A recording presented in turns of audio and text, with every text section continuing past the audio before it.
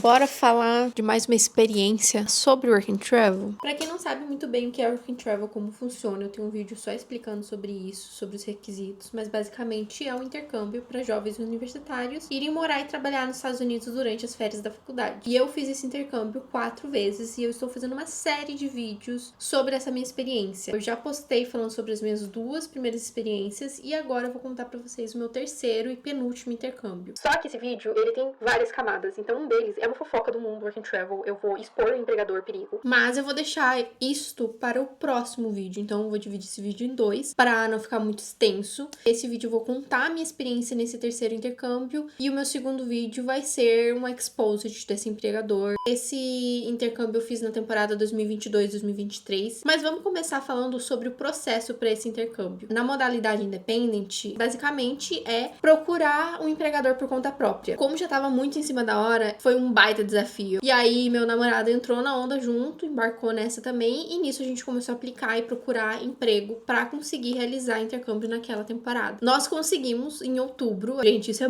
tipo, muito em cima da hora. Aí o nosso emprego, ele foi aprovado pelo sponsor dia 7 de novembro. E dia 5 de dezembro nós já estávamos chegando nos Estados Unidos. Sobre a cidade, né, nós fomos para o estado de Wyoming, na cidade de Jackson Hole. Linda, maravilhosa, mas mais pra frente eu falo mais sobre a cidade. Agora vamos falar sobre os empregadores. Eu tive alguns empregadores nessa temporada. Primeiro empregador, uma loja que eu prefiro não citar o nome da loja. Foi com esse empregador que eu tive grandes problemas, mas é uma loja que vende chapéu, produtos feitos de uma pedra chamada ônix, e também fazem materiais, artefatos com chifres, com antlers. Mas se por um acaso você está indo para essa cidade, você está indo para uma loja parecida com essa, pode também me mandar mensagem que eu confirmo com você o nome, e eu recomendaria fugir enquanto há tempo. Eu fui como retail store, então eu fui para ser vendedora. Eu ganhava $22 a hora, teoricamente 40 horas semanais. Isso era o que estava no contrato, mas não é o que aconteceu na prática. Eu não vou entrar em detalhes sobre esse empregador, porque, como eu já disse, vai ter um vídeo especificamente sobre ele, que é o próximo vídeo. Mas, depois de todos esses problemas que eu tive com eles, eu troquei de empregador. E aí, o meu empregador principal foi o Jackson Hole Mountain Resort, que é no Teton Village. Morava em Jackson Hole, mas o meu trabalho era no Teton Village. O Teton Village é um vilarejinho, tem alguns hotéis de luxo, alguns restaurantes, mas é bem pequeno, e você consegue de ônibus, uma meia hora, uns 40 minutos da cidade para esse vilarejo, porque lá tem a estação de esqui de Wyoming, que é o Jackson Hole Mountain Resort. Então eu trabalhei numa estação de esqui. Eu já tinha experiência como lift, né, do meu intercâmbio anterior. Nesse trabalho eu fui ser lift operator. Eu ganhava menos do que a média da cidade, então eu ganhava $18,50. Eu não lembro se era 18 ou 18,50, mas era uma média assim. Eu trabalhava 4 vezes na semana, então dava umas 30 horas e pouquinho.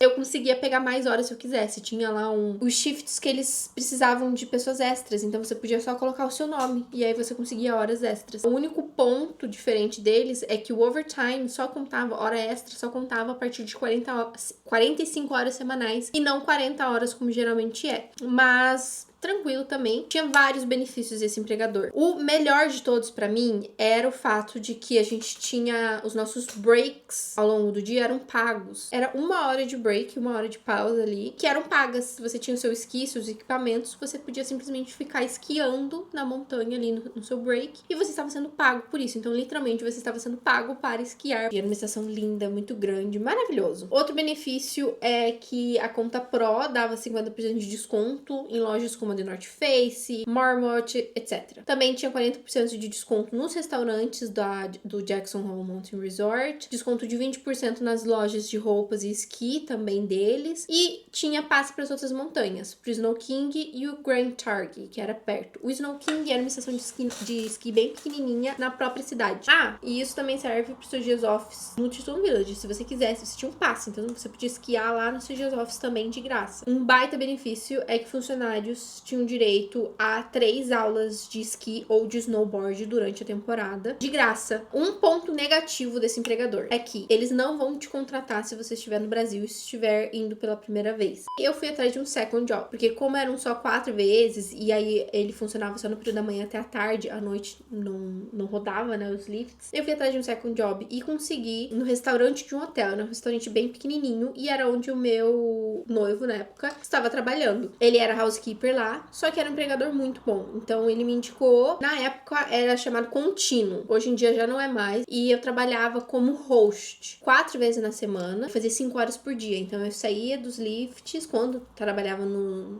na estação de esqui, andava ali um pouquinho, já estava no hotel, e o meu salário era $21 por hora. Muito tranquilo, era um restaurante bem pequenininho. O dinheiro que eu fazia nesse hotel era pra pagar o aluguel. Como se já não bastasse ter 2 trabalhos, eu fui atrás do third job. Primeiro e único intercâmbio, eu acho que eu trabalhei em 3 empregos diferentes. Contratada como host. Eu trabalhava 2 vezes na semana. O salário era $13 por hora, porque tinha tips. Com as gorjetas, ia pra uma 20, $21 a hora. Dependia do dia, né? Dias movimentados era melhor, dias parados não tanto. Nossa, bom demais, gente. Foi... aquele lugar tem meu coração. É um restaurante chamado Mandy Mousse. A equipe, o gerente da época, ele não é mais o gerente do restaurante, mas a galera que eu trabalhava, a equipe, a vibe do lugar, a energia, o tratamento, sabe? Foi tudo muito, muito bom. Foi um momento muito especial. É um empregador que tem meu coração, assim, de verdade. Ai, saudades. E esses foram os empregadores, então eu passei por 4 empregadores ao total, né, durante essa temporada. Vamos falar sobre housing. O primeiro housing foi pelo primeiro empregador, que foi o que eu tive problema, era $600 por mês, cada um. Era $600 meu, $600 do meu noivo, $60 de cada pessoa que morava na casa. Era uma casa, tipo uma cabaninha, assim, era bem bonitinha, bem aconchegante, mas ela era uma cabaninha cara, né? Porque ela cobrava por pessoa. Mas a cidade é cara. Então, os aluguéis lá são extremamente caros. Você consegue um preço um pouco melhor, um pouco mais justo, se você conseguir um housing pelo empregador. Aí você paga uns 400, 600, 800, depende. Mas se você for pegar por conta própria, aí além de difícil, é caro mesmo. Nós tivemos que pagar também $1.200 de depósito, de calção, e ela cobrava água, lixo e snow removal. Não sei o que é isso, porque era gente que ficava limpando a neve da casa ali na frente. $30 cada uma, média, né? Eu vou dar um spoiler do próximo vídeo. Eu fui demitida por e-mail com motivos absurdos e mentirosos, enganosos, e ela me deu 72 horas pra sair do house. Como eu tive que sair dessa cabana, né, a gente teve que procurar outro lugar, e foi aí que eu falei que o meu second job me salvou, porque ofereceram um housing deles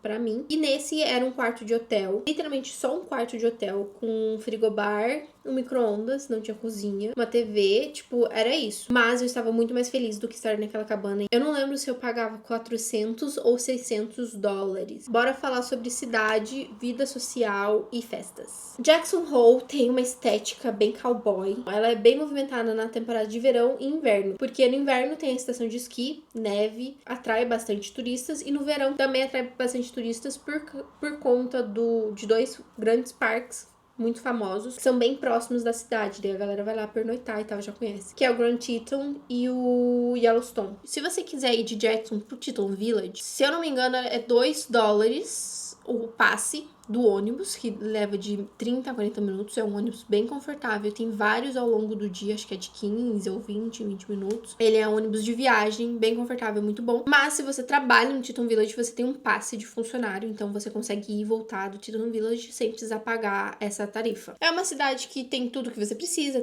não tem Walmart, mas tem tipo outros mercados. Tinha o Dollar Tree, a última vez que eu fui pra cidade, eles destruíram o Dollar Tree, então parece que não tem mais, eu não sei o que eles construíram no lugar, mas tem o TJ Maxx, McDonald's, Wendy's, enfim, tem fast foods. A cidade, ela morre cedo, ela fecha tudo muito cedo, é umas 9, 10 horas, já tá tudo fechado. E aí tem um aeroporto na própria cidade, é uns 40 minutos da cidade. Uma coisa incrível nessa cidade que eu nunca vi em lugar nenhum, tipo um Uber de graça, chamado on demand. É literalmente um aplicativo, pode chamar esse Uber para ele te levar lá. Parece que para esses pontos um pouquinho mais distantes, tinha um certo horário, acho que só de noite, uma coisa assim. Era maravilhoso, gente. Você simplesmente, às vezes era muito frio, você podia simplesmente chamar esse carro, entrava lá, ia até o ponto e...